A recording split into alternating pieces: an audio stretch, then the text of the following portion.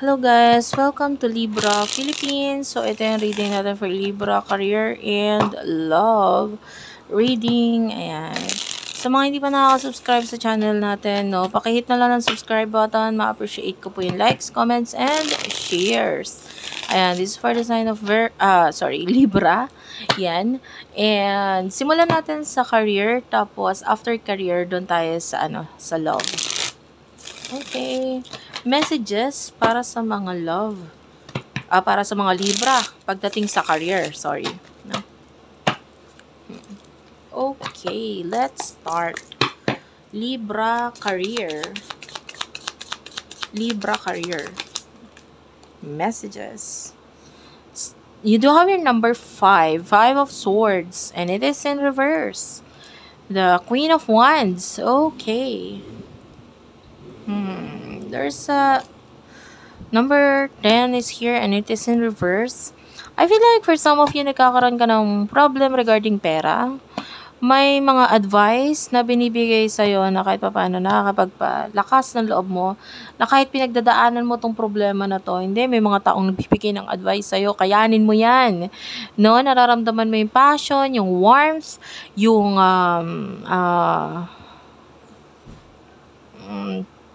yung determination, no? Mas nade-determine ka na gawain yung mga dapat mo lang gawain kasi with the support of these people, no, na nakikita natin talagang sinusubok ka ngayon eh.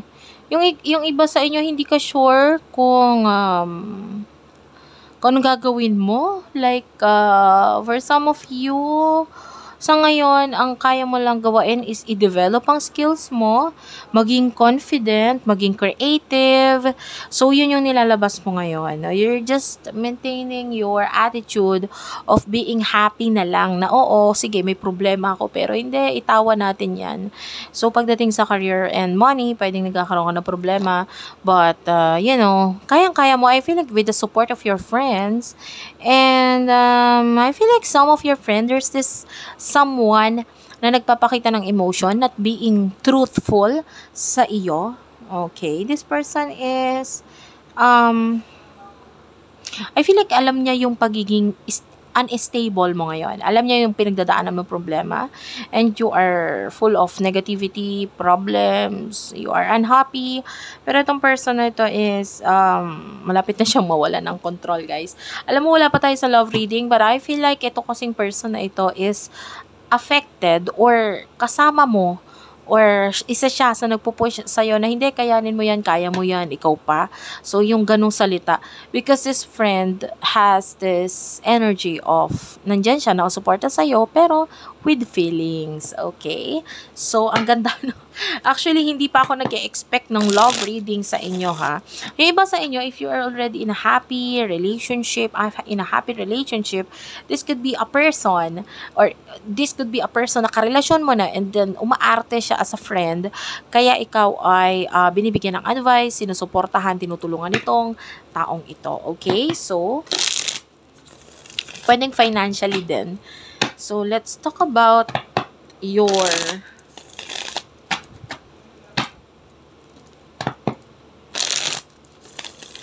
career. Anong messages pagdating sa career? What will happen in the near future for Libra pagdating sa career?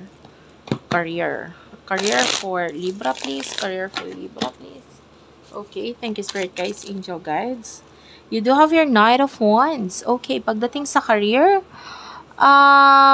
you do have your 5 of Pentacles. I mean, this is like an advice na rin na wag mo munang gawain yung mga naiisipan mo.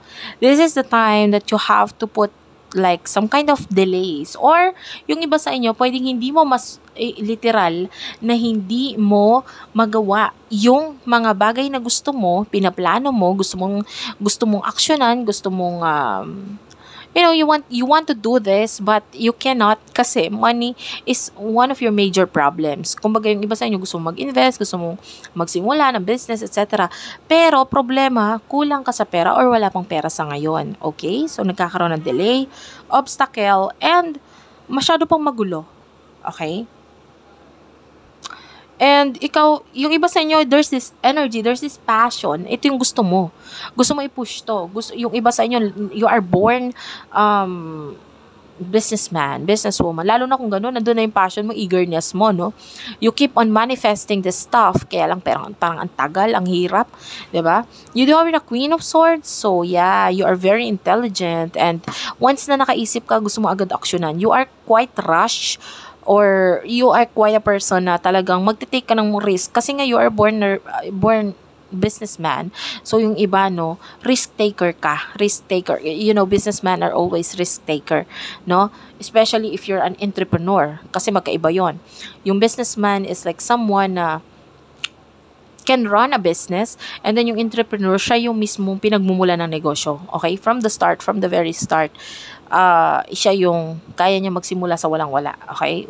You know, there's a lot of ideas na kayang buuin ng entrepreneur. While the businessman, pwede siyang bumili ng negosyo, and then papaandarin niya lang yung negosyong yon. So, yung iba sa inyo, you could be both. Pwede ka maging pareho nun. Some of you, mahirap yung entrepreneur, so businessman lang. So, lalo na kung ikaw to, no?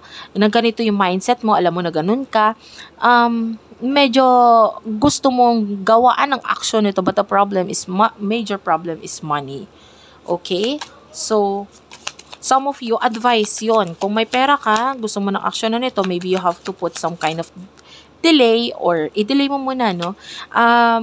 Mga end of April, or going to May, or May muna simulan, or yun yung magandang, kasi there's this Mercury retrograde Itong Mercury retrograde, medyo mahina ako sa pag-alala ng date, but kung hindi ako nagkakamali, it's April 21.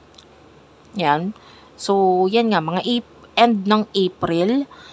Kasi yung Mercury retrograde, nagkakaroon tayo ng problem with communication. Yan, yung iba magtataka, bakit nagloloko yung wifi, bakit nagloloko yung cellphone ko, bakit ganito, ganyan. Nagkakaroon ng problem talaga during Mercury retrograde. Or I'm sorry, hindi siya lalabas ng 21. Yun yung end. Okay, so ongoing na si Mercury retrograde. Kung hindi ako nagkakamali. Not sure lang kasi wala akong nakalagay dito na lista nung ng date kung kailan yung specific. But definitely, right after ng eclipse is Mercury retrograde. So mag-ingat. Okay, pwede magkamali ng pagpirma ng kontrata, hindi nabasa masyado. You know, kasi Mercury retrograde is problem with communication. Ayan. And also technology, lahat ng mga gumagana using yung sinasaksak, mga disaksak na pwede magkaroon ng problem regarding dyan. Tapos yun na nga, sa mga contracts, pwedeng ma-misinterpret mo, magkamali ka ng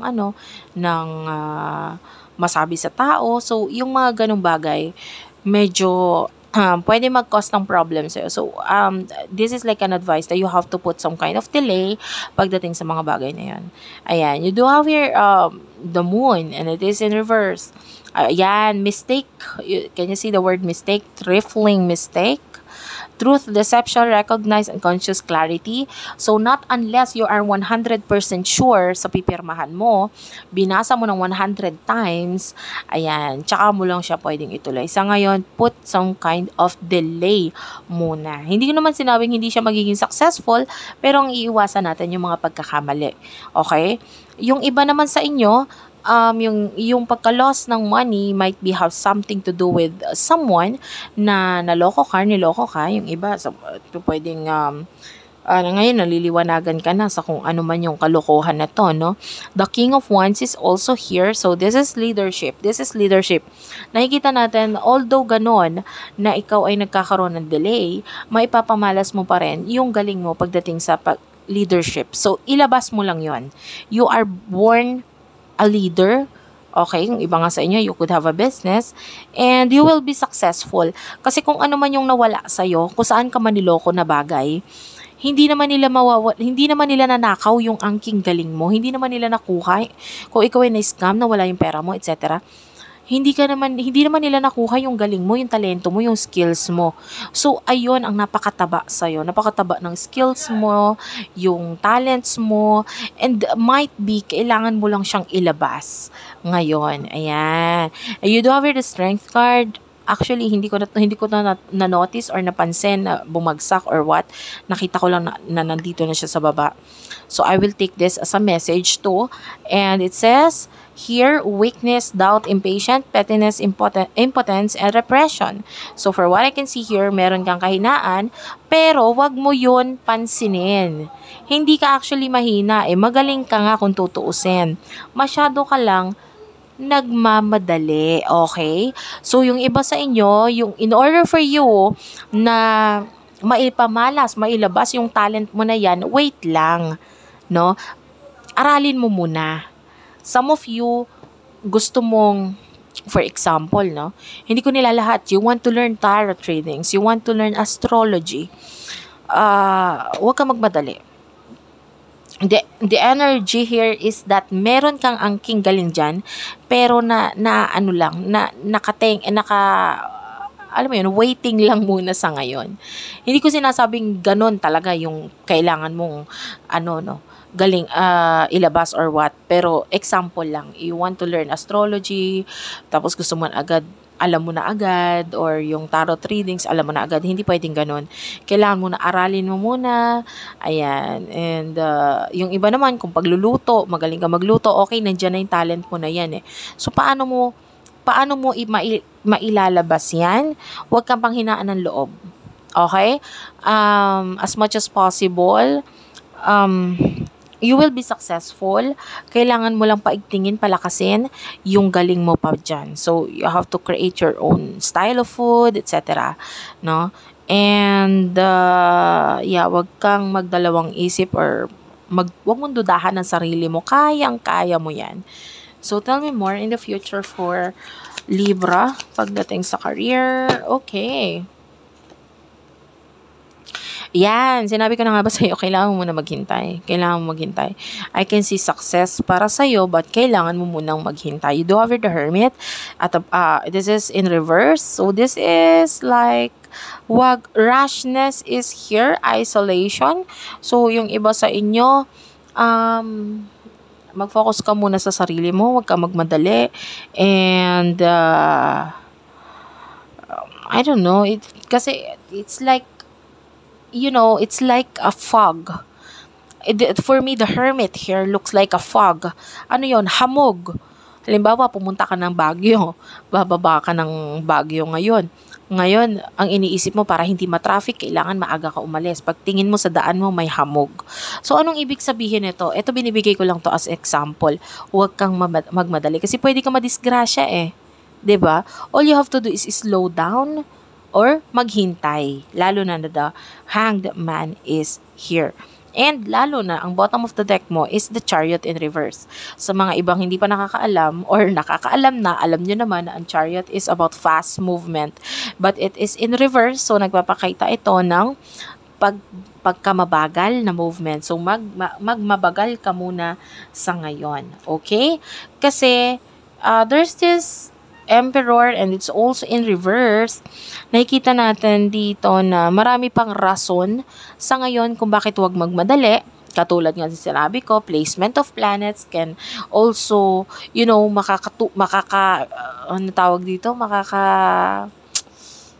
magkaroon ng problem because of the placement of the planets ngayong April 2023. So, mga end of April mo yan simulan.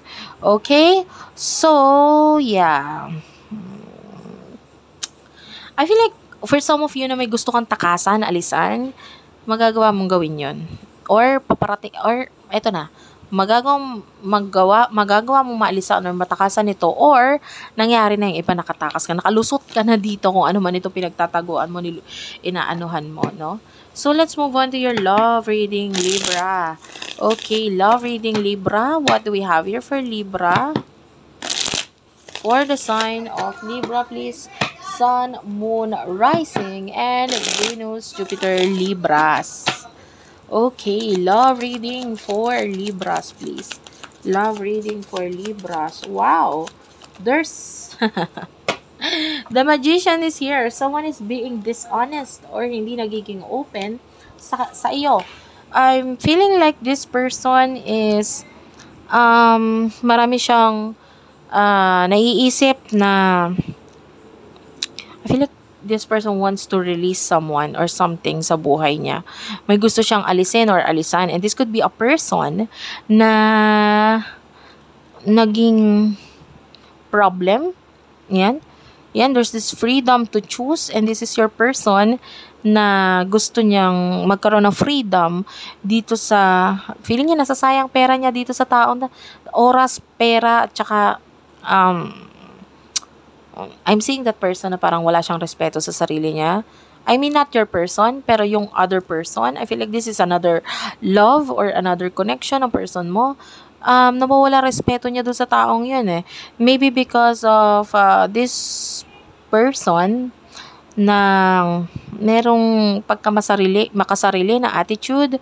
And some of you, itong person na ito is nangangarap. I mean, I'm pertaining to the other person. The person na nakakonect ng person mo. Meron siya mga gusto na hindi kayang i-provide or hindi kayang ibigay ng person na ito, ng person mo. And this person is dahil dito, ayoko na sa kanya. Ganun ang energy. Ayoko na sa kanya. You could be dealing with someone who is already in a relationship, especially the lovers is here. So, this could be a relationship. Kaya lang ngayon, there's this feeling na parang kailangan ng palitan. Parang feeling ng person mo, ayoko na dito. Parang gusto ko ng palitan. Ayan. And this person ay parang unti-unti na siyang nagkakaroon ng, parang nare-realize na mali yata yung naging decision ko regarding my love life. And might be may kinalaman yun sa other person. Guys, hindi ko sinasadya na ito ay may third party, but some of you may mga nagko-comment laging may third party, etc. I mean, maybe you have to check your natal chart kasi almost yung reading na nakukuha ko talaga is may third party. And I don't know why. Maybe siguro ang nakukuha kong energy lagi kasing nanonood sa akin, and laging sila. And might be kasi you have to check your natal chart too. Okay? Kasi hindi naman lahat. Meron din naman akong mga zodiac signs na nariritingan na hindi naman laging sa third party. Okay? So, you do have here the Tower. So, ito nga person mo wants to end. Ayan, kaya lang mayroong mga pangyayari ngayon na nagiging dahilan kung bakit hindi niya ma-end pa itong bagay na ito. Hindi siya makalis, makalayo. Pero nandun na yung pagpaplano. Okay? So, what will happen in the near future? I mean, I want to know what is this person's emotions towards you. Anong emotion niya ba para sa'yo?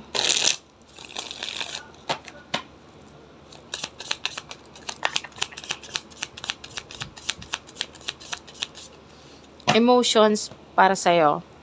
This person, we do have here the Moon. So, emotion niya is natatakot siya, nahihiya siya. Very secretive. Another person na ito, nahihiya siya. This person wants to change yung inyong connection. Gusto niya mabago. But, I feel like this person is very secretive, especially with the High Priestess in reverse. Napaka-secret, masikreto niya. So, hindi niya masabi rin ang emotions niya. I feel like this person is punong-puno ng stress, punong-puno ng obligasyon. This person is frustrated regarding sa kanyang partner. Sabihin na nating partner or yung person niya ngayon. Partner niya ngayon. Naiinis siya dito sa partner niya ngayon. Parang ang dami niyang stress because this person is like pinaka-blockage sa inyong dalawa. And this person pwedeng hindi siya nagiging open, kind of like very silent energy because I think the other person is also jealous or nagsiselos kung bakit tahimik lang siya dahil nagsiselos yung isang person. And this person wants to tell you the truth, but hindi kasi siya makalis sa situation niya. So, what will happen in the near future for you? Libra, pagdating sa love. You do have the Three of Cups. This is in reverse. I can see a lot of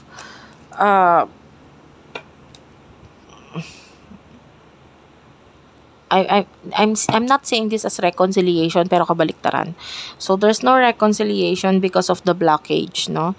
Dito sa person na ito. And with the Ace of Cups in reverse, ito to sobrang nagpipigil itong person na ito. And take note, nagpipigil siya pero feeling niya sa sitwasyon niya ngayon, walang-wala siya. Hindi niya gusto kung ano yung sitwasyon niya. King of Wands is here. So, marami siyang vision of you. Maraming nagpapakita sa kanyang signs about you. And I feel like regarding to sa person, nakakonect niya, there's no ending na nangyayari. Wala siyang magawa ever to Four of Swords. So, the lovers, this is relationship ng person mo sa person niya. It's nagko-continue lang siya because of the commitment na meron sila. Okay? Actually, it is just a choice for now. Kasi wala nga siyang choice eh. Kailangan niyang punan ng, or gawain yung mga obligasyon niya, yung commitment niya. And this person is like hiding something. And I feel like pwedeng may mga chances na makikipag-connect or communicate itong person na ito. Pero itatago niya kung ano talaga yung emotions niya for you. And there are times na makikipag-communicate siya pero itatago niya rin iyon sa person niya. And bakit niya gagawin yun? Because you are the empress para sa kanya. Okay, ikaw ang empress ko. I do like you. I do like everything about you. I do love you. Pero sorry to say, hindi ako makaalis sa situation ko. So, thank you for watching, guys. I love you all and bye-bye.